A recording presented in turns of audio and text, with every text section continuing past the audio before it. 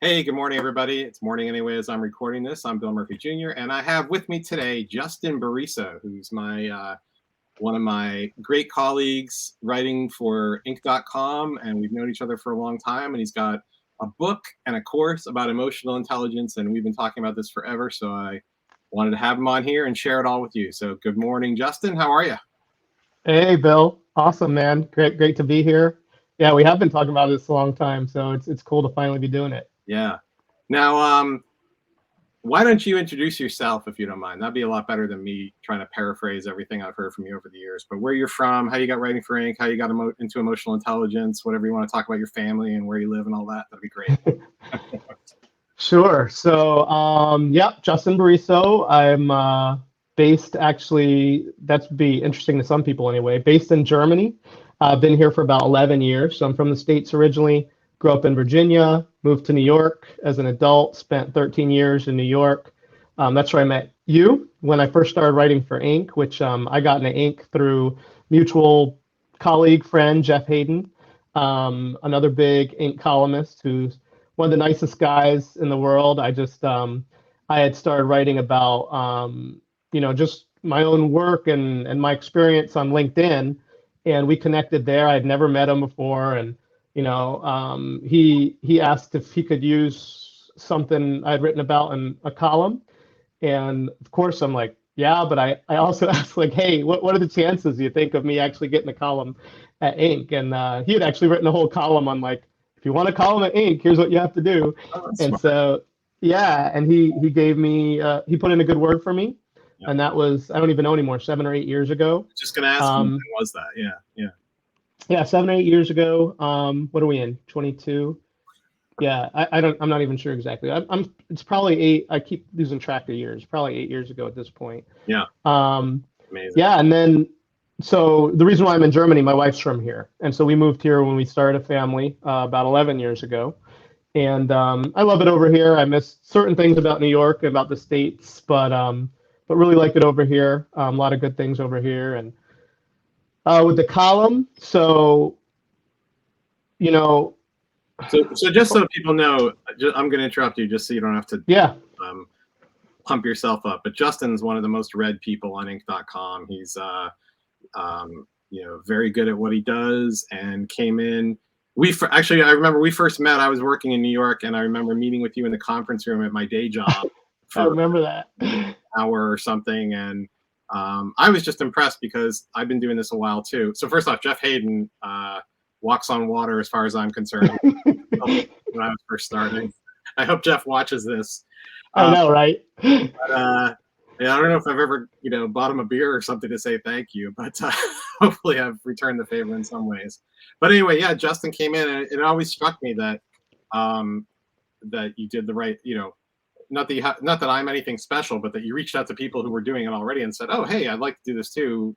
Would you talk with me?" And of course everybody's willing to help. So yeah, but that was it's fun thinking how the conference rooms were configured at the place I was at, and that was at the earliest that would have been like 20. At the latest, that would have been like 2016, I think. So it was a while back now. Yeah, Yeah, yeah, yeah, yeah. And well, it's a thing though. Not everyone is always willing to help. So that impressed me that you were willing not just to, it's not just like, okay, sure, I'll talk to you, but it's like, you gave me a good hour at least, and then over the years, much more than that because we met up several times. sure. And there are certain things that certain advice people give you. Jeff definitely gave me a bunch, but there's certain stuff that you told me that I remember to this day and has influenced not just how I write the column, but how I do all my work. And so the Bill Murphy line that I'll never forget is, Justin, you got to learn to balance between writing about what you want to write about and what other people want to read. Oh man, And that's such a huge thing. It's so simple, but it's so easy to get lost into one or the other, where like you just get swallowed up by your own passion and you write about this and this and this, but either you write about it in a way that other people can't relate to, or it's just not interesting to other people, or the other end of the spectrum where you get swallowed up by like, oh, you have an article that goes viral or two or three, like, okay, I'm going to keep writing about that stuff, but you really don't care about that stuff. And then it becomes soul sucking and you don't want to do it anymore. yeah. So it really is a balance. And that's something you taught me and I'll never forget it. Oh, that's actually, thanks for reminding me of that, because that's something I've certainly learned that, but I've had to learn it over and over, because you do see sometimes, and not just ink, and not just understandably, but you see, I don't know. I mean, this past week, as we're recording this, was Queen Elizabeth's funeral and the not the coronation, but the new king. Everybody's writing about that, and there's a sense of like, oh, I need to write about that too. But the truth is, I mean, may she rest in peace. But it's not. I live in the United States. I'm not a big royal follower. I don't have Right. really original deep things to say. And so maybe you can chase that once or twice as a writer. You'll find, but to go after it over and over, like you say, soul sucking. And I think it would come through too. People would say, well,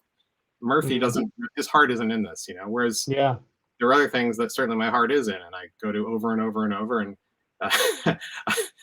I laugh because I do sometimes go too far to the thing, you have to experiment, right? But sometimes I go pretty hard towards the thing that I'm interested in that maybe not everybody is. And I kind of laugh afterwards, like, oh, I guess not everybody really was interested in that movie 39 years ago that I quote on. Right. Hey, but you got to try, right? And you never know, sometimes, but that's another piece of advice. I don't think I learned this one from you, but that I took away too is, we're in the business of trying to win eyeballs. I think most people are, right? If you're trying to sell something or you're, writing something, the more people that read it, the more people that check it out, the better. But sometimes it isn't about that. Sometimes it's reaching, quote unquote, the right person. And, you write that thing that you're really passionate about, and it may get much less views or even responses than your other stuff will, but you'll get those few people that like care enough about that thing that, hey, good that you did it, because now you either connect with those people, or they come back to you, or it leads to, a relationship that produces something later in the future. So, hey, good on you for it. I think that makes good sense. There's over my shoulder, I made a poster out of my first book, In a Time of War. And the editor on that was John Sterling at Henry Holt, who's just a fantastic editor. And I remember one of the lessons I took from him, I think really the very first time we sat down to talk about the book, and this will come back to the type of writing we do, but he said, you need to understand that everything you write, you're training your readers. And you're training your readers not to think a certain way, but kind of what to expect, So as an example, if you're writing a book like that, you might say, well, this is going to have 20 chapters and each one is going to be 5,000 words. That right there, you've kind of trained the reader to expect, when I begin a chapter, I'm going to get about 5,000 words here. And not that they're really doing the math in their head, but maybe they are. They're thinking, well, should I read one more before I go to sleep or not?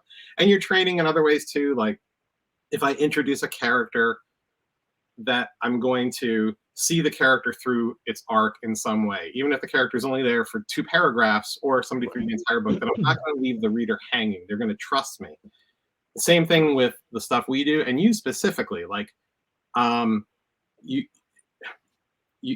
create conventions to try to expand beyond them, which you certainly do. But there are also certain things that I know that, I can see a headline and not know who's written it. And it's not just you. I can do this with many people with ink. And I'll say, oh, that's a Justin Bariso article. And so, this is going to be a good one. I can just tell. I know the thought process. I'm trained to expect.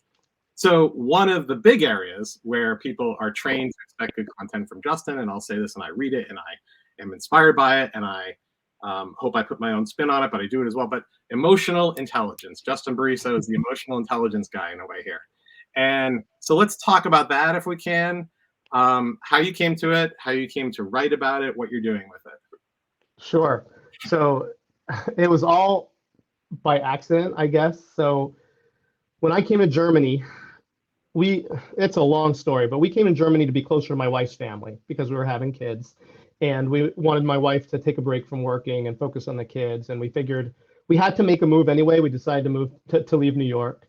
And we thought, okay, well, if I'm working most of the time, if she has to make new friends, new place, then that's going to be hard on her, right? So we said, hey, let's come over to Germany. The only thing was I didn't have a job over here, so I had to figure out what to do. And so in the beginning, I started off working with German, like executives, managers, stuff like that. And Germans speak a pretty good level of English, but there's a lot of miscues, still communication miscues, emotional miscues, because they're super direct. And so like there's always problems as they did business with like US and Britain-based or any just international business. They were, putting their feet in their mouth. They were like saying things the wrong way. And so like, okay, let's work on that. How can you, communicate in a way? Again, it goes back to that same thing, right? Like how people are going to understand you. It's not just your message, but like how they're going to receive that message. And then that turned into um, consulting on, just emotional intelligence issues. I didn't call it emotional intelligence at the time, but it was like managerial training I had gotten. I had spent 13 years for a great nonprofit in New York, and we got a lot of training about how to be a good manager, how to show empathy at work, how to build relationships, and how to manage relationships. And so I started writing about that for Inc. And as I was writing about that, you're researching it. I'm looking for like, okay, what's the scientific research to back this up? And I started to realize, okay, well, a lot of this falls under this umbrella of emotional intelligence, which I didn't know at the time. And so then I started researching emotional intelligence over and over again. I read Goldman's book, which I loved. I read a bunch of other stuff, but I felt like there was this gap, which is showing what emotional intelligence looks like in real life. And I would get these, stuff would come up in my news feed. And it's hard to say like, okay, that's an example of emotional intelligence because you don't know what's going through the person's mind that's doing that. For example, I'd read a letter. I remember one of my first articles about that was a email or a company-wide email from Howard Schultz, Starbucks CEO. And again, so you don't know exactly what his intent is with that, but it was an amazing email. It was to all employees, and it was after the great fall of China. It was the stock, a drop in a stock market crash, or it wasn't a huge crash, but a lot of people lost money. And he just wrote this email to employees, hey, a lot of people are going to be suffering from this. Treat them extra nice today, do this and that. And I was like, okay, that's an example of what could be emotional intelligence and the way he had written the email and that kind of thing. And so I started doing more and more of those types of posts. And that really took off because, like I said, there was a gap of that. There wasn't a lot of people talking about that. And people just like me who were professionals but had not heard the term for whatever reason, either it was new for them or it was the way it was being explained was new, the examples were new, and that just really took off. That was kind of my niche, I guess you could say. And that's how I started writing about it and got, a lot of responses from readers, which started conversations, which, as you know, from Understandably, you learn so much from your audience. You have those conversations, and that kind of taught me, okay, what are the questions I want to explore? And that turned into a book eventually and a much deeper dive into the subject. And one thing led to another, and that's basically all I write and research about nowadays. Right. Yeah. Well, you do it really well. And it's interesting too. It kind of goes back to what we were saying in the beginning here about, there's really good practical advice in it. And as a disclosure, like I write about emotional intelligence as well, but I feel like Justin was the, well, patient zero has a negative connotation, but you developed a thing in this, right? But then it made me see ways that like we've created, or not we, but people have created a concept of emotional intelligence to apply to a certain set of behaviors and expectations and strategies. And emotional intelligence, even as a concept, is a little bit controversial now, but nevertheless, it's a good way to frame things that whether you believe there's something called emotional intelligence or whether you believe that actually it just makes sense to really pay attention to the words you're using because you're communicating multi-dimensionally whether you want to or not, and being aware of the unintentional message that you're sending just makes a lot of sense. So that's, it is kind of why we go back to packaging things as emotional intelligence, where you could say, well, this is about empathy, this is about leadership, but I'm not saying, here, take an EQ test and get your number and then do this for a week. Right. And you'll be, oh, I'm moved up, like I've done a diet or something. But I find it really useful. And I absolutely have to thank you for that, for kind of showing me the way to get other ideas that I think are really valuable, but do them in a way that kind of fits in this framework and that people will read. It's right back to what you said at the beginning, that what you want to write about and what people will read about and how you marry those two.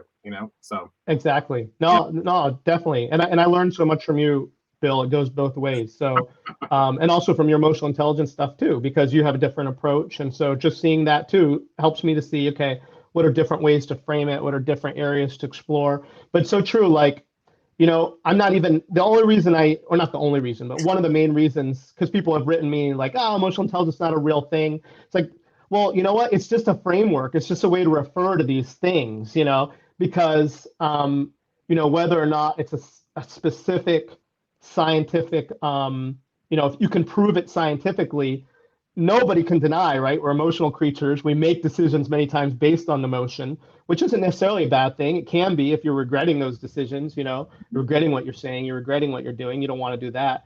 But, emotions are good too. So it's just a matter of like bring them into balance. But that's what it comes down to. I think no one can deny that emotions play a huge role in what we say, what we do, the decisions we make. And that's all. When I talk about emotional intelligence, that's what I'm talking about, is learning how to understand and manage those emotions. And so it just gives you a good framework, talk about, okay, well, what exactly does that involve? And then you can break it down further, well, there's self, right? Where you talk about understanding yourself and managing yourself. And then there's social. So you talk about understanding other people and managing relationships, stuff like that. And just kind of gives that common vocabulary, an easy way to understand what each other's talking about. And that's why I found so much value in it. Yeah. Yeah. No, I think it's great. So one of the reasons we're talking about this now today, I mean, you and I we check in every couple months anyway, but the reason I thought, hey, wait, we should record this conversation and share it with some people, is that you have a course out now on, I'll let you talk about that.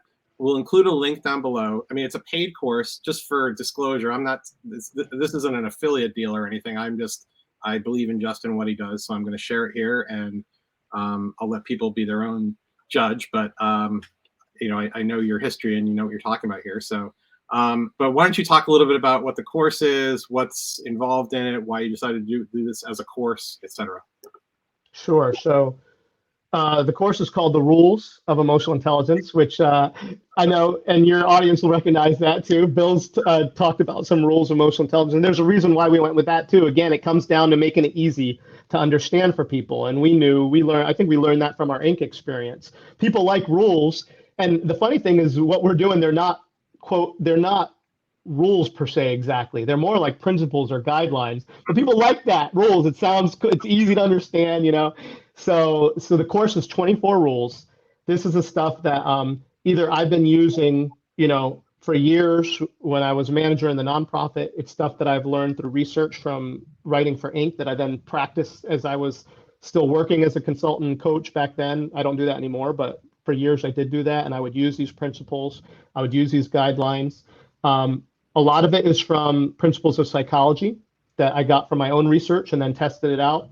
Some of it is from project management principles, but they're just like, call them rules because they're simple constructs. It's like, how do you build emotional intelligence? It's a huge topic, right? There's several books on it.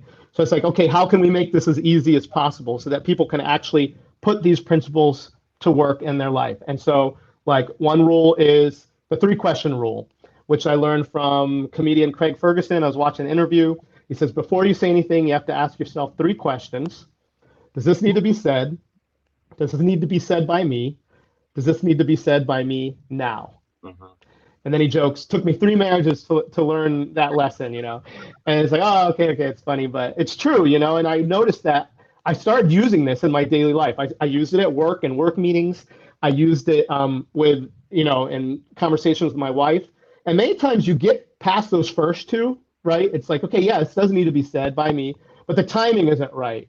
Yeah. Like you need to, like, I use this in the course. I use this example of, if I have to cancel a dinner date this weekend because something's come up, but I come home and I see my wife's had a bad day. Okay, I need to say this, but now's not the time to say it, right? I need to make sure I have a plan to make it up to her. I need to make sure I have this and this. So it's like a simple rule that takes a few seconds, and I use it, Bill, I kid you not, almost every single day of my life. I use that rule, okay? And then there's other rules, so like the Blue Dolphin rule talks about, it takes principles from psychology. There's this thing in psychology called ironic process theory, where they also call it the white bear problem. And it's taken from this line from an old Dostoevsky novel. If you try not to think of a white bear, that's all you can think of, And so same thing, we have negative thoughts, or we have whatever thoughts that come into our mind, we're trying to get rid of them, but the more you try to get rid of them, the less you can do it. So what's the way around that? So I said, hey, you got to think of something else. You need a replacement thought. And I said, what's something that replaces a white bear? A blue dolphin. So, if you just, it's hard to not think about a white bear, but it's really easy to think about a blue dolphin, blue dolphin, blue dolphin. So that's all it is So the idea is to take the thing that you don't want to think about and actively replace it with something that you do want to think about, even just to fill up the mind space so you're not thinking of the other thing. Exactly. Okay. Exactly. And so that's two examples. And yeah, and all these are taken from my research over the past several years. And like I said, I've tried all these out and I use all of these out myself. And so, the big thing is when you try to sell something like this, a course or a product or whatever it is, the question is always what problem does it solve, right? So it's split up into two sections. One section is self-management. The other section is relationship management. So the whole goal is to use these rules to better achieve your goals. So self-management, if procrastination is a problem for you, anything that emotions is getting in the way, you want to start your own business, but you have self-doubt, or you run your own business, but you're not sure if you're doing exactly what you want, you can use these rules to help you make those decisions. Relationship management is the second half, and it's all about like I said, I use it with my wife, I use it with my kids to help build that relationship. I argue less with my wife because I'm using these rules. I use it at work, in work meetings, and it helps me build those relationships with people at work and also with people I'm reaching out to, I'm networking to, so that it helps build, relationships that you can benefit each other in the future. Here's a question for you. Do you think you naturally have a pretty high emotional intelligence, or do you think it was a deficiency that you had to fill? So that's an interesting question I thought a lot about. So if you asked me that years ago, I think I would have said, oh yeah, I think I do, because, and I would think about, oh, well, I grew up multicultural and I grew up in a part of the US where there's a lot of diversity. And I do think all those things were were advantageous for me. But I've grown to think that actually emotional intelligence, sure, there are certain things that help, like a person may be born with a certain, or learn to have a certain amount of empathy more than the other person. Yeah. But emotional intelligence is a spectrum, and having empathy, for example, doesn't mean that you're emotional intelligent, because empathy can hurt you too, right? Like if I'm empathetic for everyone and I'm always helping others and I'm not taking care of my own needs, then that's not necessarily intelligent. And emotional intelligence is about finding that balance, so that if you're naturally empathetic, that's great, leverage that, but don't let it go too far. On the other hand, if you're naturally unempathetic, how can you develop more empathy so you can build those relationships with people? Yeah. And so in the end, I would say, I don't know if I'm naturally emotionally intelligent. I think I have strengths in certain areas, weaknesses in others, and I think that's how everybody is.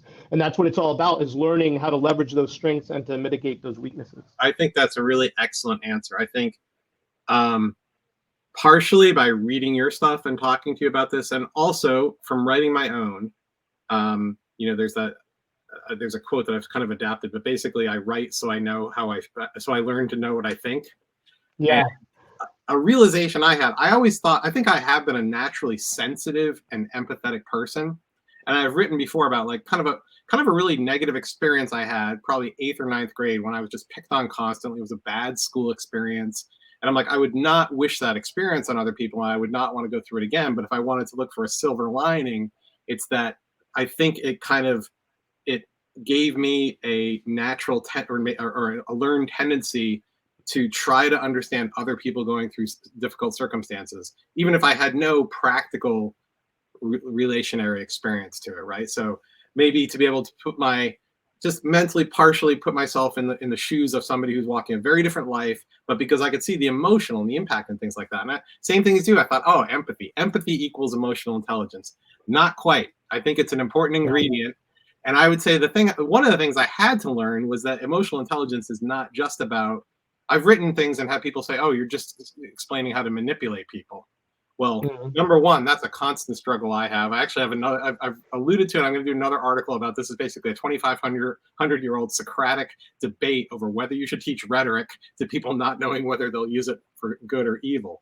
Oh, but wow. the other piece of it is that I don't think it's just about manipulating people, but it's also about the thing you just alluded to, which is your own emotions, right? And this is where I'd say I've learned a lot about, not letting excitement or anxiety or, both positive or negative emotions. I mean, they're great motivators. You don't want to shut them off completely, but not letting them overwhelm the objective decisions you have to make, and sometimes the clear eye and say, why do I really want to do this? In the end, I really want to do it because it's about proving something to myself from fourth grade, or because I think my parents would like it. But, and the truth, like, is it really, and actually those can be good reasons. They can be good reasons. I don't think they're evil, Sure. but they could be. But anyway, yeah. So yeah. Now I've gone off on a Yeah. soliloquy here, but it's that just resonated with me so well. So yeah. No, awesome. Yeah, no, I totally agree with that. It's all about, and that's the thing. I battle with that too, because when you get good at understanding emotions and being able to manage relationships, so to speak, there's a temptation then to manipulate. It's like, what Uncle Ben from Spider-Man said, with great power comes great responsibility. And I've written about that too. What's the dark side of emotional intelligence? And, but number one, learning it can help you protect you from the bad actors that are using it that way. And number two, that's one thing I constantly try to imbue in everything, that I write or when I talk about in the course is like, okay, how can you manage this and use this power in a good way? Because that's the thing, is everyone's going to decide for themselves in the end. Yeah. And the other piece of this too, like I hear from, well, especially writing for Inc. and some of the other things I do, I have a natural audience, as do you, of business owners, business leaders, people like that. And I think of some of the vignettes I've heard back from people saying, I'll combine a few here, but basically someone who has someone that they think is a good employee, but it's just not working and they're not being able to lead or manage them well. And to have them say, after reading what you wrote, it occurred to me, maybe there's a disconnect here, right? Maybe the way that I'm asking the question is sending a completely, I actually used this as an example recently, but the difference between somebody saying, I can't believe you made that mistake, you need to fix it immediately, versus, I noticed a thing here and I make this mistake myself all the time, but could you go back and check? And, maybe that's not appropriate in all cases, but the notion that you've taken the moral judgment out of it, you've taken the I do better than you, and you've just said, like, can you just please go back and look and fix the problem? At the very least, it's a whole piece of emotion that's not, kind of grafted on top of it. So very small example, but it's pretty gratifying actually to hear in ways that I didn't naturally expect. Kind of like you say, we write these things and you don't always know what the audience is. You don't really know until you try it whether it's going to connect with people. But to hear people come back and say, oh yeah, this is going to change how I do something, and I'm going to try and Isn't see that the best? Yeah. Yeah, it really is. It mean, there's nothing more gratifying than that. Someone writing you and telling you, hey, I value this. I used it. This is how it helped. And it's like, that's one of the best feelings you can have. Yeah. So, so you've got the course. We're going to include a link for that. And, I haven't reviewed the entire course, but knowing what you've written and having talked with you, I mean, I'm going to check it out. I think it's pretty cool. So I would recommend doing that. But so what else you got coming up here? What's in the future for Justin Bariso?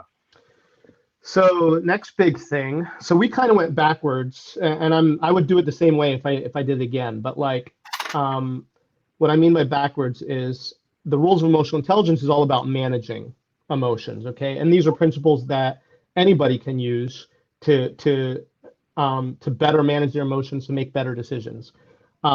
Usually people approach emotional intelligence from first building self and social awareness, so understanding themselves better. And a lot of that has to do with personality. And personality is something I hadn't done a lot of research into before. I had read about Myers-Briggs and stuff like that. But that's the project I'm diving deep, or I actually took a pause from it. But for several weeks I've been diving deep, and I'm getting ready to go back to that soon. Taking a bunch of these different personality tests. So Myers-Briggs, Berkman, DISC is not personality, it's behavior, but it's very closely related. And a bunch that are based on the big five, which for those that don't know, don't feel bad. I didn't know about it until not too long ago, but these are the five basic traits that most psychologists agree form the underpinnings of personality. And so that's been a hugely gratifying experience for me, because learning a lot about myself, learning a lot about others. But we're diving deep into that. I have a collaborator with someone who's actually a Berkman coach, and he actually gave me a coaching, and that's what kind of kickstarted this whole thing, because I learned stuff about my own personality. I'd always seen myself as an extrovert because I'm social, I'm good with people. But then, through one of these tests, I realized, okay, well, I do feel like I do good with people, but when I'm with others, even like after, not just this is an interview, right?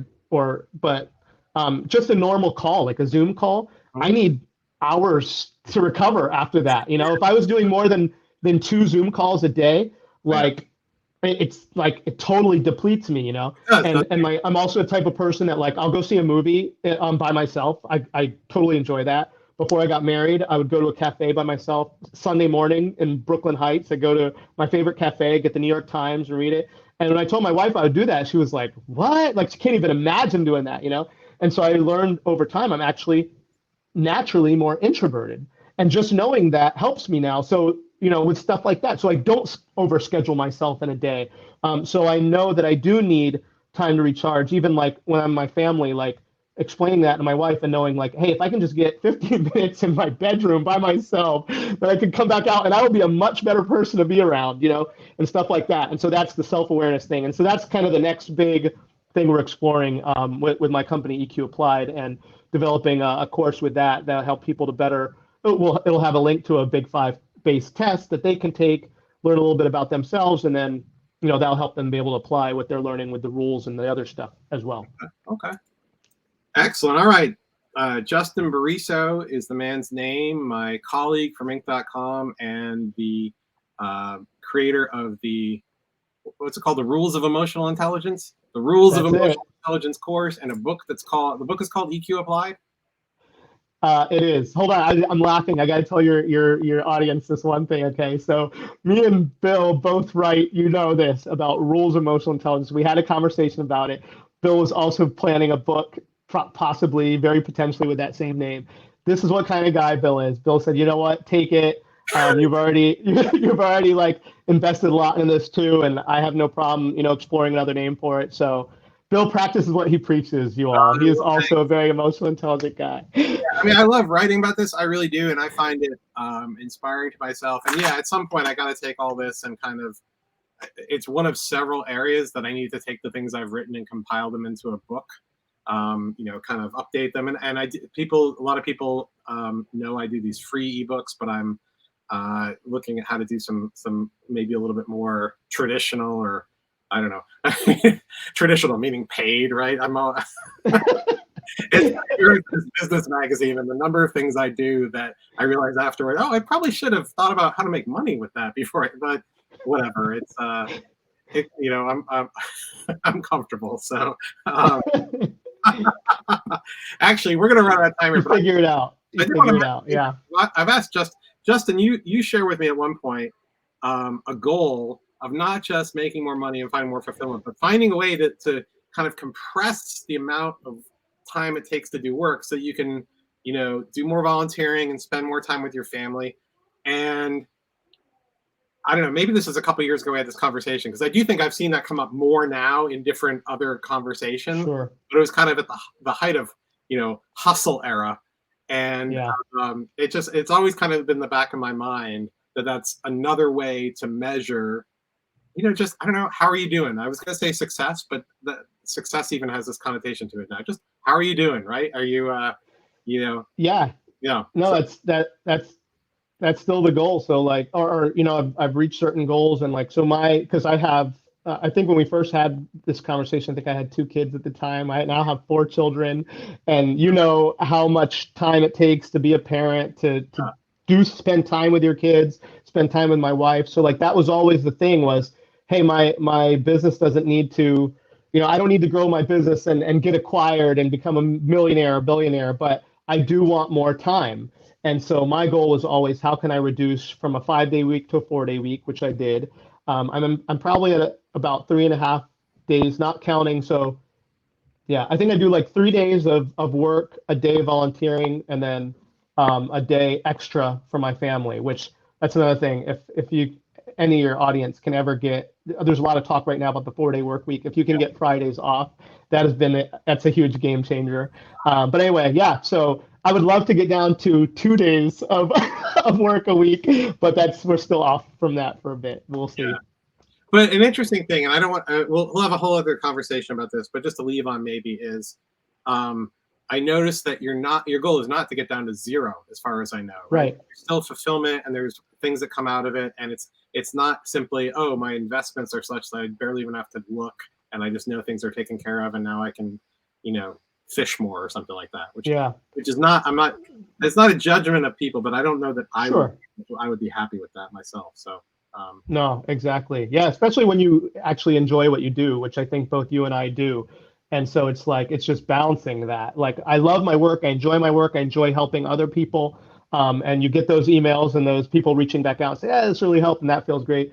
But I also love my family, and I love, like I said, my volunteer work and stuff like that. So it's like finding that balance of that. I think that's, for me, like you said, what's success? For me, that's success. And so that's what I'm always striving for. Awesome. All right. Justin Bariso, thanks for being here. Thanks everybody for watching. I'm terrible at promoting things, so I don't even know if I mentioned that this is for understandably.com, which is my newsletter and videos, and we're going to be doing a lot of cool things with that. So check it out, and thanks for being here. Have a great day.